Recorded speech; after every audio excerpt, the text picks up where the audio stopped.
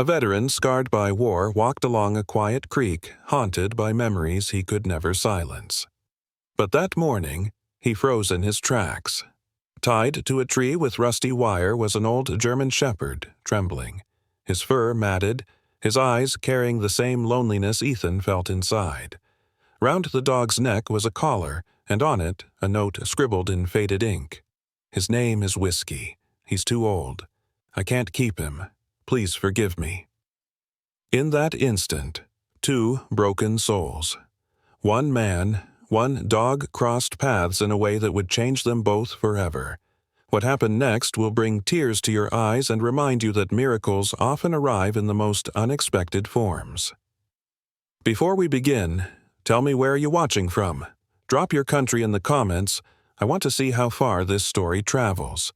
And if you believe every animal deserves love, not abandonment, hit that subscribe button, because what you're about to hear might just change how you see the world. Red Willow, Montana woke to a cold breath of wind rustling through its tall pines. The early light filtered weakly through gray clouds, giving the forest an almost dreamlike silver hue. It was late October, and the town was quiet, the kind of quiet that makes everything sound louder than it is. The creek behind the eastern ridge flowed steady, its water black with the morning chill, carving through the frost-covered earth like a whisper. Ethan Cole moved through the brush with a practiced gait. He wore a thick canvas jacket, faded at the elbows, over a red plaid shirt. His jeans were worn, tucked into muddy boots that told of a man who spent more time outside than in. 43 years old, with broad shoulders, a square jaw beneath a short-cropped beard, and eyes too tired for their age, Ethan was the kind of man you'd notice only because he moved like he didn't want to be seen. He had returned from Iraq over a decade ago, but the war hadn't let go. Its presence lived in the way he kept his back to walls and flinched at distant echoes. PTSD was a word the doctors used. To Ethan, it was a shadow that followed him from sunrise to sundown and often beyond. The cabin he called home stood near the forest's edge, a squat wooden structure, built by his grandfather, then fortified by his father. Since returning from overseas, Ethan had lived there in solitude. No visitors, no pets, just silence. And yet, this morning, after another night broken by the same dream smoke, blood, Danny calling out, he'd been pulled to walk. It wasn't the first time he'd sought comfort in the creekside path. Something about the movement, the crunch of leaves, the sharp bite of cold air helped still the noise in his head. The water reminded him that time moved on, even if parts of him didn't. He rounded a bend near an old pine stump and paused. A shape, dark and slumped, sat motionless near the base of a tree. From a distance it looked like a discarded bag or maybe a twisted piece of tarp tangled in roots. But then it shifted. Ethan squinted and stepped closer. His breath hitched. It was a dog. The animal's body was pressed against the trunk of the tree as if trying to disappear into it. Gray and black fur clung to it in patches, dirty and matted. The creature was large, at least 80 pounds, Ethan guessed, but frail. Its ribs showed through the coat, and its legs folded unnaturally beneath it, strained as if it had long since given up on comfort. Thick wire bound the dog's torso and neck to the tree, loops twisted so tight the flesh puckered beneath them. The positioning wasn't accidental, it was deliberate. Whoever had left the dog here hadn't meant for it to get away. Ethan felt the cold deepen inside his chest. He took a step forward. The dog's eyes lifted. They were cloudy age, maybe illness, but sharp beneath the film. Brown with a flicker of gold. Old eyes, but aware. They locked with his. And in that gaze, Ethan didn't see fear. He saw resignation, not the kind that begged for help, the kind that no longer expected it. A breeze stirred, lifting a crumpled scrap of paper from the dog's collar. It flapped once, then settled. The collar was old, leather cracked and weather-stained. The paper was taped on with clear plastic improvised, hurried, but not careless. Words, ink smudged from dew, were still visible. His name is Whiskey. He's too old. I can't keep him. Please forgive me. Ethan stared. The world tilted for a moment. His throat tightened. It was all too familiar. The way the dog had been tied. The paper left behind like an apology no one would read. The silence. His vision blurred. Not from tears, he hadn't cried in years, but from something rising in him. Not rage, not grief. Recognition. This dog had been left in a way that Ethan understood. Discarded. Silenced. A burden someone chose to unload. Whiskey, they called him. Ethan didn't know if that had been his name for years, or if it had only come into existence on that note, but it didn't matter. He looked at the dog's face again, those eyes still fixed on him, and everything else fell away. Gone was the creek. Gone were the trees and the frost. All that remained was Ethan, and this broken creature looking up at him like it had already accepted the end. Ethan knelt slowly, his knees pressing into the frozen earth, the chill bleeding through his jeans but barely registering. The old German shepherd hadn't moved an inch. The wire that bound him was grotesquely tight dug so deep into the fur and flesh that Ethan's stomach turned. It wasn't just around the neck. The loops wound around the ribs, under the belly, across the front legs. Whoever had done this hadn't simply restrained the animal they'd ensured he couldn't even shift to ease his pain. The dog's eyes remained fixed on Ethan dull with age and fatigue, but unwavering.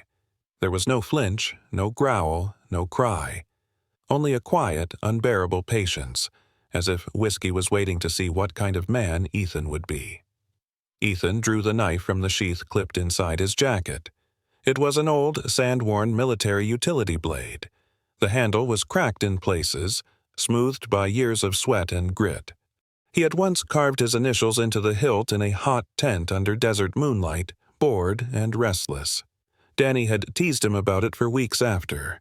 Like, someone's gonna steal your knife, Staff Sergeant? Ethan swallowed against the lump rising in his throat. He examined the wire. It was rusted and thin in some places, but twisted tight, biting in where the shepherd's skin was most delicate. His hand hovered above the dog's flank before he made contact. Whiskey gave no reaction to the touch, not even a shiver. His fur was matted and cold, the flesh beneath thin and trembling. Ethan muttered, more to himself than the dog, "All right, buddy, let's get this off you." He slipped the blade carefully under the first loop. It snagged against fur, then bit into metal. The sound it made was soft but violent steel against rust, scraping like nails on bone. Ethan grimaced and adjusted his grip. His hands weren't as steady as they once were. The wire didn't give easily. It had been cinched down with effort. The person who had left Whiskey here hadn't acted in panic. No, this had taken time. As the blade sawed through the first twist, a faint echo rippled through Ethan's mind. A pop, distant but deafening. The desert, the smell of cordite. Danny's face slack under red dust. His hand jerked involuntarily and the knife slipped. He steadied himself, forcing the memory back down. The dog didn't even flinch. "Still with me?" Ethan murmured. Whiskey blinked once. Slow, intentional. The second wire gave way more easily. As it fell, Ethan saw where the skin beneath was raw and bloodied. He cursed under his breath and reached into his coat pocket for the small handkerchief he kept tucked away. It was old, a gift from his sister years ago, embroidered with a faded American flag in one corner. He pressed it gently against the wound, then continued cutting. With each loop released, the dog seemed to exhale more deeply, as if air was returning to places it hadn't reached in hours. When Ethan reached the last knot buried just behind the front leg, his hand was slick with sweat despite the cold. The wire twisted tighter here, as though it had been cinched with a final act of cruelty. He slipped the blade in slowly. His breath caught. A sound came, not from the dog, but from Ethan himself. A whisper of grief that escaped before he could stop it. He thought of all the men he couldn't save, and now, this simple, old dog tied to a tree like garbage. His voice broke as he spoke, barely audible. "I'm sorry."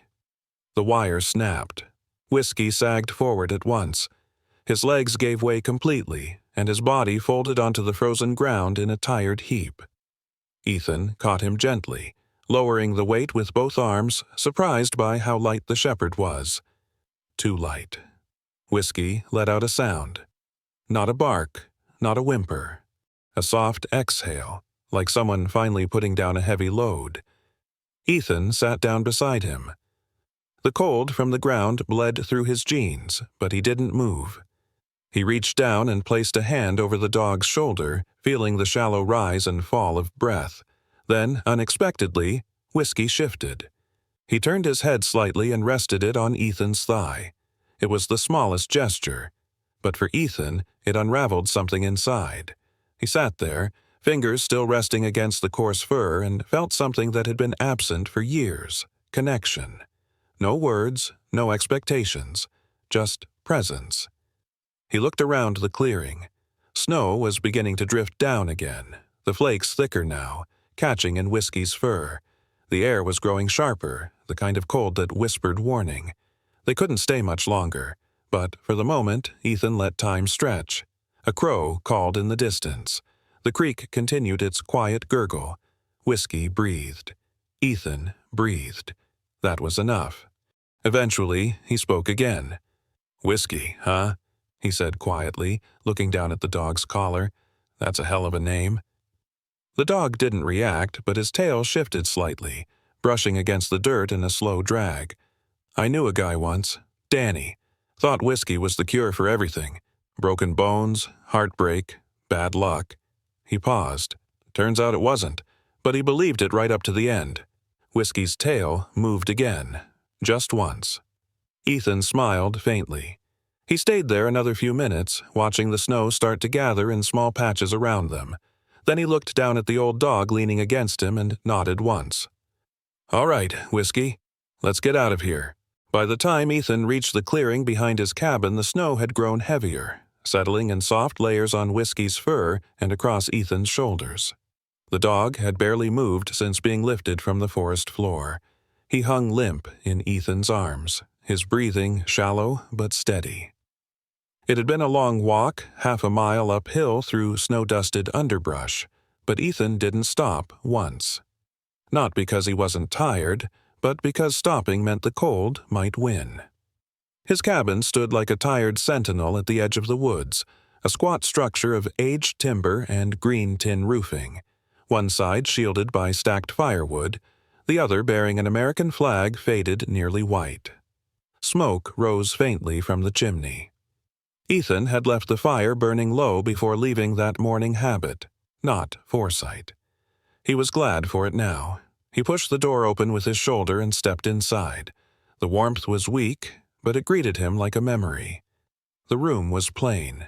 A wood-burning stove, a worn recliner with army green upholstery, a bookshelf half filled with paperbacks and dust, and a cot tucked under the window. The walls bore no photos. The past lived in Ethan's head, not on display. He set Whiskey down gently on the braided rug near the stove. The dog shifted, adjusting his position with a low grunt, but made no effort to stand. Ethan knelt beside him, running a hand along the side of his ribs. He could feel every bone. "Hang in there, buddy," he said under his breath, standing to fetch a bowl from the kitchenette. The water from the tap was cold but clean. He filled the ceramic bowl halfway and set it down beside Whiskey, who sniffed at it with hesitation before taking a slow, careful drink. Ethan watched as the dog drank in silence, his tongue barely making a sound. When he finished, he rested his head back down on the floor, close to Ethan's boot. Ethan stood there for a moment, hands on hips, unsure of what came next. His original plan had been simple: bring the dog back, let him rest for a few hours, and then call the local animal rescue service in Missoula. He didn't even have their number written down. It was somewhere in an old phone book under the sink, pages warped with moisture. But as he looked down at Whiskey, curled beside the stove like he belonged there, Ethan didn't move to make the call. He grabbed a blanket from the cot and draped it gently over the dog. Then, reaching into the small cabinet beneath the sink, he pulled out a can of beans, his go-to emergency meal, and heated them over the stove. Whiskey lifted his head slightly at the smell, but made no effort to move. Ethan set a small spoonful aside to cool before offering it. Whiskey sniffed, then licked it once before settling back down. "Didn't think so," Ethan said softly. "We'll try again later." Outside, the wind picked up. Snow pressed against the windows in thin, ghostly sheets. Ethan stirred the beans absently, staring into the small, flickering flame. The silence in the cabin was different now, not empty, but shared. After dinner, he unrolled an old sleeping bag and placed it beside the stove. Whiskey didn't resist when Ethan gently guided him onto it. He curled into the warmth, releasing a deep, ragged sigh. Ethan sat in the recliner, staring at the fire. He hadn't meant to get attached, hadn't meant to feel anything at all. But the room, for the first time in years, didn't feel like it belonged to a man waiting out his own life. It felt like someone might be living there again. Later that night, just past midnight, Ethan woke gasping. The dream had come again. Gunfire. The screams, the sand turning red beneath his boots. Danny's voice shouting his name. He sat up, sweat slicked down his chest despite the cold, eyes wide, lungs heaving. For a long moment, he didn't know where he was. Then the smell of wood smoke grounded him. And then a pressure. Something soft and warm touched his hand. Whiskey. The old dog had crossed the cabin in silence and now sat beside the cot, one paw resting gently on Ethan's fingers. His eyes were half-lidded, tail still, but present, watching, waiting. Ethan didn't speak. He didn't move his hand away. His pulse slowed. He lay back down, and Whiskey lay beside him, close enough that Ethan could feel the warmth of his breath against the cot. In the darkness, the nightmares didn't return. And for the first time and longer than he could remember, Ethan fell asleep with something beside him that didn't vanish by morning. The morning sun filtered weakly through the pine trees outside Ethan's cabin, casting soft gold across the floorboards. The fire had long died down, leaving only a faint warmth in the air. Ethan sat at the small wooden table by the window, the tattered collar in one hand, the damp scrap of paper in the other. He had read it so many times now that the words were etched into his mind. 6 simple sentences that had managed to carve something raw open inside him. His name is Whiskey. He's too old. I can't keep him. Please forgive me. The paper smelled of rain, earth, and something sour like guilt. Ethan turned it over again, as if another sentence might appear, but there was nothing, just those words, written in quick, uneven handwriting. There wasn't even a name. He leaned back in his chair, his eyes tracing the grain of the wood ceiling. The image of Whiskey, tied and trembling at the creek's edge, flickered through his mind like a war flashback. His jaw tightened. Whoever had done it hadn't even bothered to leave food. Just a rope. Just abandonment. Whiskey stirred near the stove, still curled in the same sleeping bag Ethan had laid out for him the night before. His ears twitched, his tail gave a small thump, and he blinked up at Ethan with clouded but loyal eyes. Ethan sighed and stood, tucking the paper into the inside pocket of his flannel coat. "Come on, old man. Let's get you looked at." The Missoula Veterinary Clinic sat in a red brick building at the corner of East Spruce Street, nestled between a bakery and a bicycle repair shop. It had one of those old-fashioned hand-painted signs, Dr. Maeve Lattimore, DVM, Compassionate Care for All Creatures. A cat-shaped wind chime tinkled softly in the breeze above the door. Ethan pushed through the entrance with Whiskey limping beside him on a makeshift leash. The air inside was warm, smelling faintly of antiseptic, fur, and peanut butter dog treats. Behind the front desk sat a woman in her mid-50s with silver hair tied up in a messy bun. Her name tag read Maeve. She glanced up from her paperwork and smiled. Not the stiff, polite kind Ethan had grown used to, but one that reached her eyes. "Good morning. This your boy?" Ethan gave a short nod. "Found him yesterday. Thought he should be seen." Maeve stood, her long frame unfolding from the chair with grace. She was tall and willowy, dressed in navy scrubs and faded Converse sneakers. Her face was lined but kind, with gentle eyes that missed nothing. "Well, he's lucky you did." Whiskey hesitated at the exam room door, but Ethan crouched beside him and whispered something under his breath. Whether it was the tone or the words didn't matter. Whiskey followed. Inside, Maeve guided Whiskey onto the table with careful hands. "German Shepherd. About 12 years old, I'd say. You see this graying around the muzzle and eyes? That's age. But these scars on his hindquarters, those aren't." Ethan's fists clenched at his sides. Maeve continued, her voice softening. "Looks like he's had a rough life. Probably used for labor or guarding property. See the stiffness in his joints? Arthritis, most likely. The way he favors his right paw suggests past injury." Whiskey sat quietly, panting softly as Maeve examined him. His tail gave the occasional flick, but he didn't growl or flinch.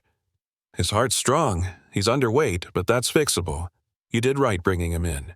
She glanced at Ethan. "Is he yours now?" Ethan didn't answer right away. He looked at Whiskey, who was watching him again with those same waiting eyes. "I guess he is." Before Maeve could respond, the door opened and a small boy entered, led by a woman in a parka. The boy couldn't have been older than 6. He held a calico cat in a carrier and wore thick glasses that magnified his already wide eyes.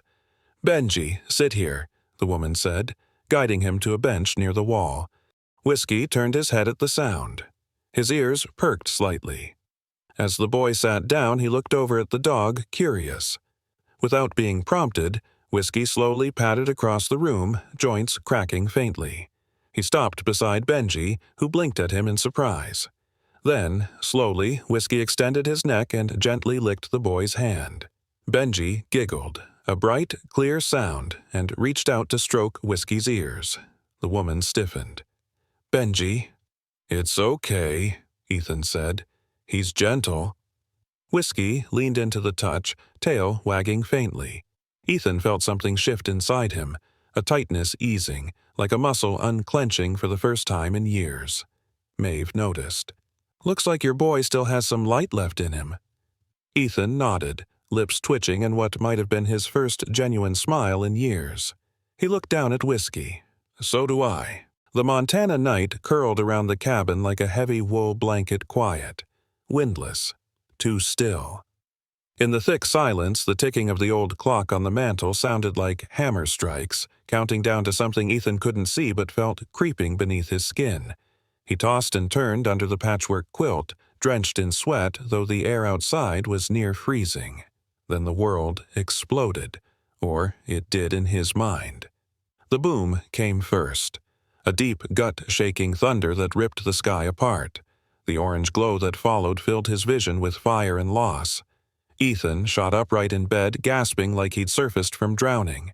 His chest heaved, his fingers trembled, and before he even understood where he was already moving blind, frantic.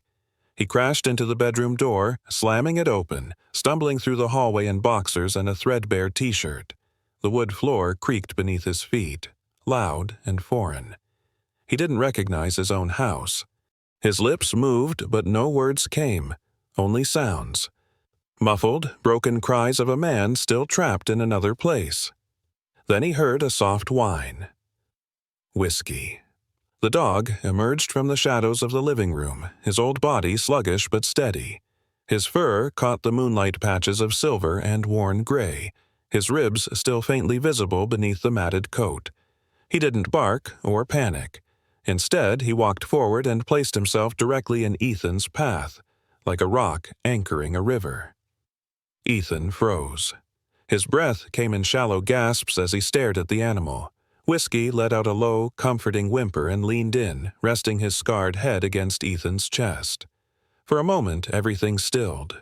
The fire in Ethan's mind dimmed. The desert wind, the shouting, the smoke, they evaporated, leaving only this warm weight against his ribs and the quiet sound of an old dog breathing. He collapsed to the floor. Arms wrapped around Whiskey's neck, Ethan let the grief spill loose. Deep sobs racked his body, the kind he hadn't allowed himself in years. Not when his friend died in that ambush near the Tigris. Not when he came back and found the world too loud, too clean, too hollow. Not even when his wife left without a word, her side of the bed colder every day. But here, with this broken dog refusing to leave him alone, he cried like a man who had nothing left to hide. The next morning arrived gently. Pale sunshine filtered through the pines outside and fell in slanted beams across the porch.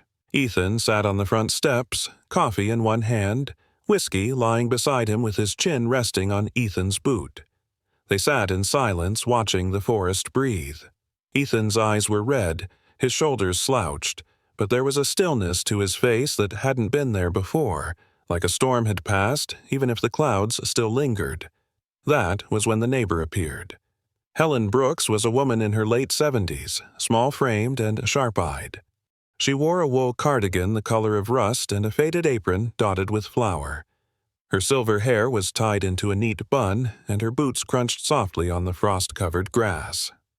She lived in the next cabin, down the dirt road, about a 10-minute walk, and was known in the neighborhood for her cinnamon rolls, her fiercely tended garden, and her sharp tongue if you disrespected wildlife.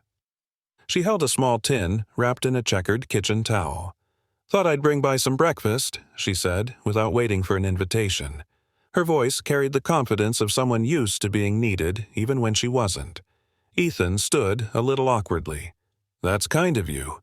She glanced at Whiskey, who raised his head slightly but didn't bark. He looked at her with the calm resignation of someone who'd seen all the bad there was to see and had no time left for suspicion. "Well now," Helen murmured, crouching slowly, careful on her knees. "Aren't you a handsome gentleman?" She let him sniff her hand, then gently stroked his muzzle. "You've got a quiet dignity about you, don't you?" Whiskey licked her fingers once, a soft acknowledgement. Helen looked up at Ethan. "Is he yours?" Ethan hesitated. "Not sure yet." "Well," she said, rising with a slight grunt, "he thinks you are, and that's half the battle." She handed him the tin. "You both look like you could use something warm."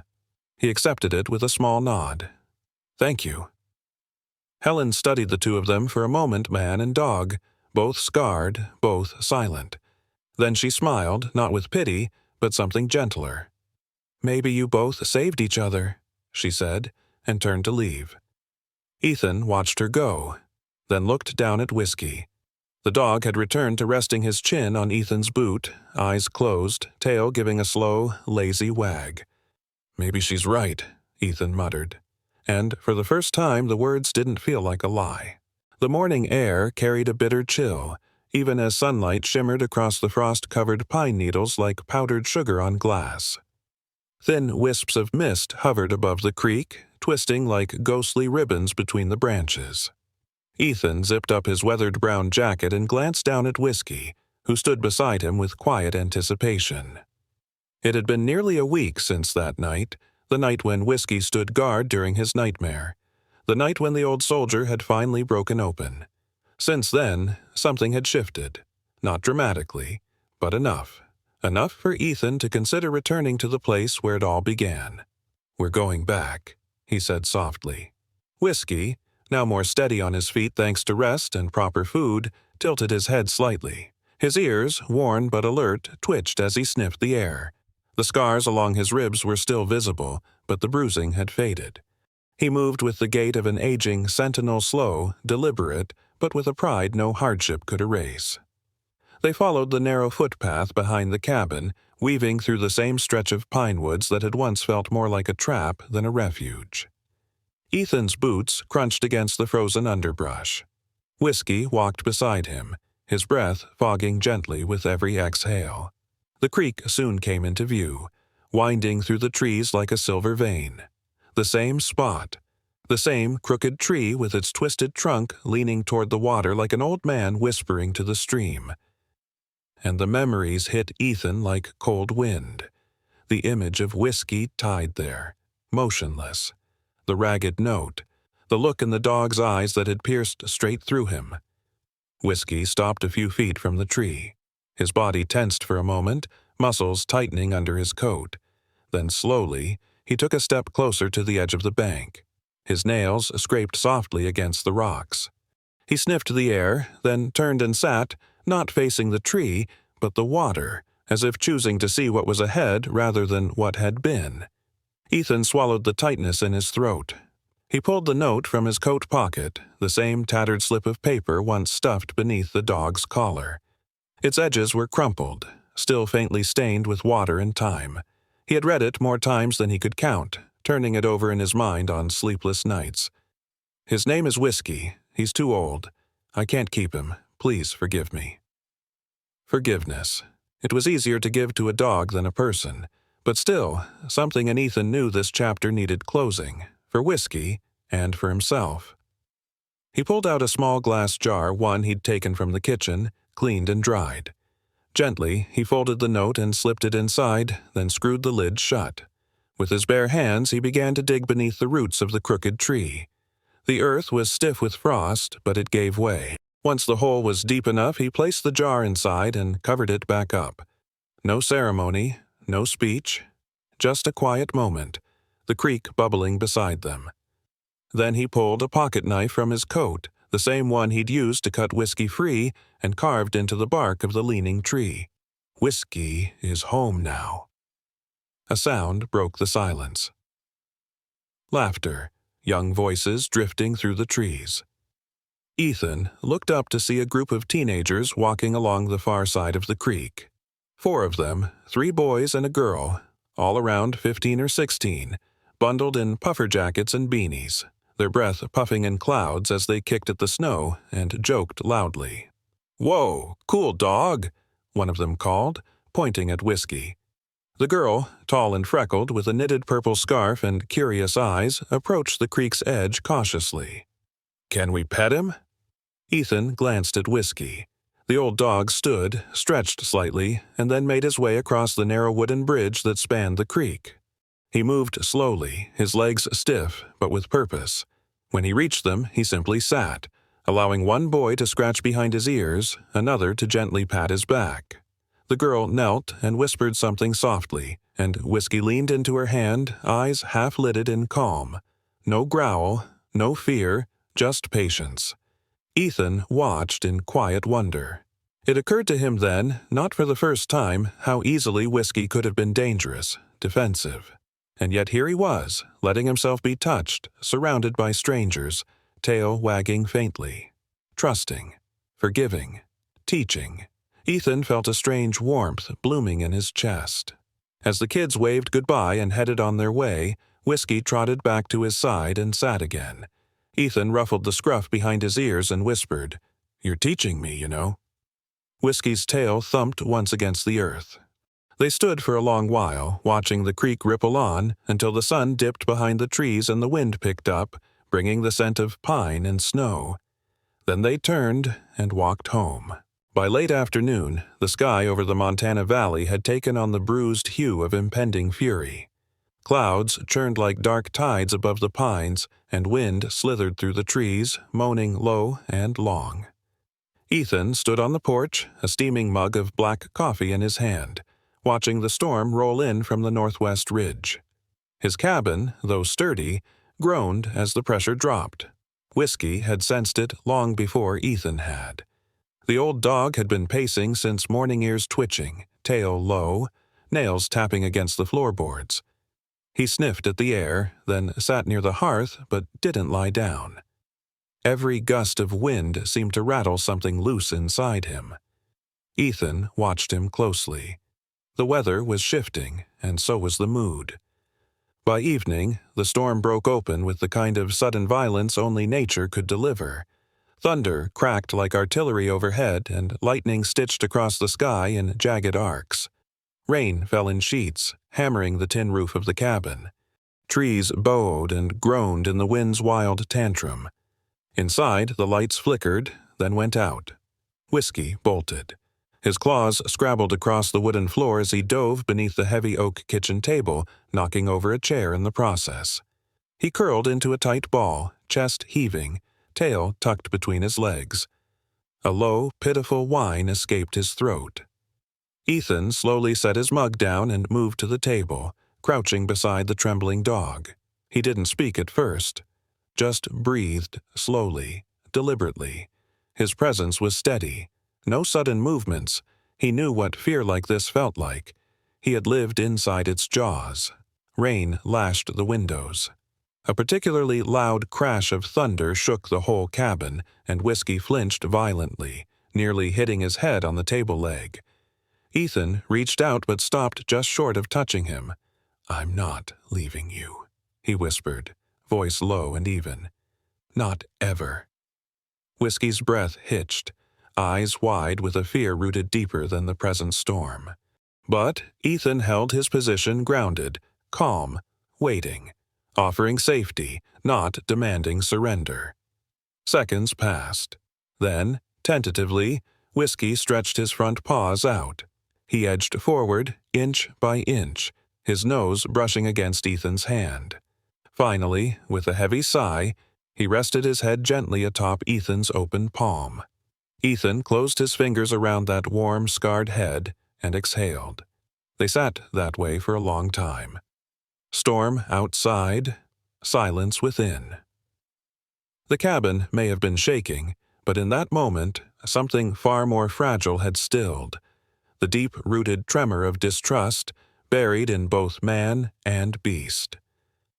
When the worst of the storm had passed, Whiskey finally stood and shook the tension from his coat, then climbed onto the rug beside the cold hearth. Ethan brought out a lantern, its soft yellow glow casting long shadows on the wall. He stoked the fire back to life and sat on the floor beside his companion. Later that night, while Whiskey snored quietly by his feet, Ethan pulled out an old notebook, dusty and leather-bound, and a pen. He stared at the blank page for a long while before he began to write. His handwriting was uneven at first, rusty. "To the guys back at Camp Harper, I know it's been a long time since I reached out. Hell, I didn't think I ever would. But something's changed. I found someone. Not a person, not exactly. A dog. A German shepherd named Whiskey. Someone left him to die, tied up like trash. I took him in. Or maybe he took me in. I'm still broken. That hasn't changed. But for the first time in a long time, I don't feel entirely alone in it. Whiskey doesn't talk, but he listens. He doesn't judge the nights I wake up screaming, and somehow his presence makes the dark feel less like a trap. I think I'm healing. Thought you should know. E." He stared at the words, then folded the page, tucked it into an envelope, and sealed it. It would go out with the next trip into town. It was nothing grand. No declarations, no speeches, just a quiet confession that something was shifting, that maybe, just maybe, healing wasn't a myth reserved for others. That night, the wind died down, the rain softened to a whisper, and for the first time in years, Ethan slept through the night without waking. The morning sun poured through the pine branches like spilled gold, casting soft, shifting patterns on the cabin walls. Spring had crept in quietly over the last week, warming the earth and melting the last snowdrifts clinging to the northern slope. The creek now ran clear and quick, murmuring secrets between stones. Inside the cabin, a familiar stillness hung in the air, but something had changed. Ethan Cole stood by the doorway, his weathered frame upright, dressed in clean jeans and a button-up flannel shirt that still held the scent of firewood. He reached down and scratched gently behind Whiskey's ears. The old dog, now healthier though still thin and stiff at the joints, looked up at him with those clouded yet steady eyes. "Ready?" Ethan asked, though he already knew the answer. Whiskey rose slowly, stretching each limb like an aging soldier shaking off the morning chill. His tail gave a soft thump against the wooden floor. A faded red bandana now hung loosely around his neck. Ethan's small gesture to give him some color, some identity, some pride. Today wasn't just another day. It was the first of something new. They climbed into Ethan's truck, an old green Ford from the early 90s that coughed awake but refused to die, and drove toward the Billings Veterans Outreach Center, an hour east of the mountain town. Along the road, Whiskey sat in the passenger seat, head occasionally out the window, ears flapping, tongue lolling like a banner of defiance against the years behind him. The outreach center was tucked behind a medical clinic, modest in size but rich with stories. The entrance bore a small hand-carved sign that read, "For those who still carry the weight." Ethan had only stepped inside twice before, and both times he'd left within minutes choked by memories, ghosts, and a tightening in his chest he couldn't explain. But today, he wasn't walking in alone. Inside, the walls were lined with photographs platoons frozen in time, dog tags mounted in frames, and patches from every division imaginable. A receptionist, a stout woman in her 50s named Carla with a halo of curly gray hair and quick, kind eyes, looked up and offered a smile. "You must be Ethan," she said, "and this must be Whiskey." "He's the one dragging me here," Ethan muttered, half smiling. Carla came around the desk to kneel and meet Whiskey. "You're going to do some real good here, soldier," she whispered to the dog, running her fingers gently through his coarse fur. They had signed up 2 weeks earlier for the Veterans and Paws Healing Initiative, a program pairing certified therapy dogs with PTSD and trauma survivors in group settings. Ethan wasn't sure if it was for him at first, but it was Whiskey who nudged the idea forward. Quite literally. The old shepherd had once pawed at a flyer that fell off the kitchen table and refused to let Ethan ignore it. Their first group session was held in a modest room with bean bags and mismatched couches. A pot of weak coffee brewed in the corner. There were 6 other veterans seated in a quiet semicircle, men and women in their 20s to 50s, each holding something invisible but heavy. A young man named Trevor sat apart, arms crossed, face blank. He had sharp cheekbones, deep-set eyes that darted to the door every few minutes, and a trembling in his knee that wouldn't stop. Whiskey took one look at the room, then padded directly over to Trevor. The young man flinched when the dog sat down beside him. For a moment, no one spoke.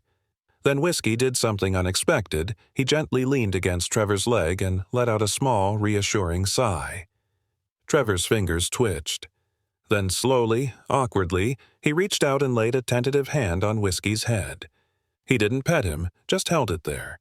Something raw flashed across his face. "I think," Trevor whispered, barely audible, "I think I can breathe again." Ethan, standing by the wall, swallowed hard. He remembered that first morning by the creek, the rope, the note, the way Whiskey hadn't fought, just waited to be seen. And now, here the dog was, once again showing someone that they weren't alone. After the session, Ethan and Whiskey walked around the back garden of the center. Daffodils had started to bloom near the fence. Ethan reached down and rubbed Whiskey's head again. "You did good, partner," he murmured. Whiskey just yawned, content. That night, back at the cabin, Ethan pulled out his notebook again. "Dear Harper Crew, it's official. Whiskey and I joined the therapy dog program today. I thought I was doing it to help him, but turns out he's helping others. A kid touched him today and said he could breathe again. I don't think Whiskey even knows how powerful he is. I just wanted you all to know. I'm starting to believe in healing. It might not be quick. Might not be loud, but it's real. E." He closed the notebook and set it aside. Outside, the stars came out in slow waves, filling the sky like scattered prayers. The cabin sat in soft silence, warmed by a fire, kept company by a man and his dog, 2 old souls, both once broken, now mended by quiet trust and a new mission. Whiskey shifted in his sleep, one paw twitching, chasing some gentle dream. And Ethan? He smiled in the dark. He was home. Sometimes God doesn't send us miracles wrapped in lightning or glory.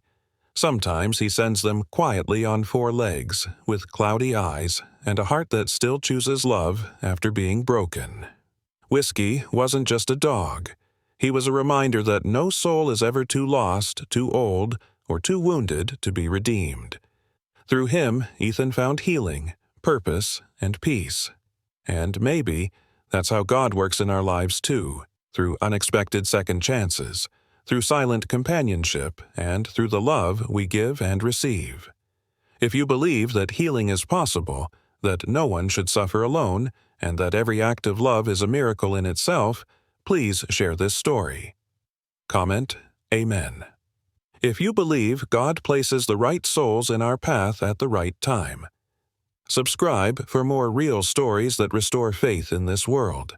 and may the Lord bless you with comfort, companionship, and peace, just like he did for Ethan and Whiskey.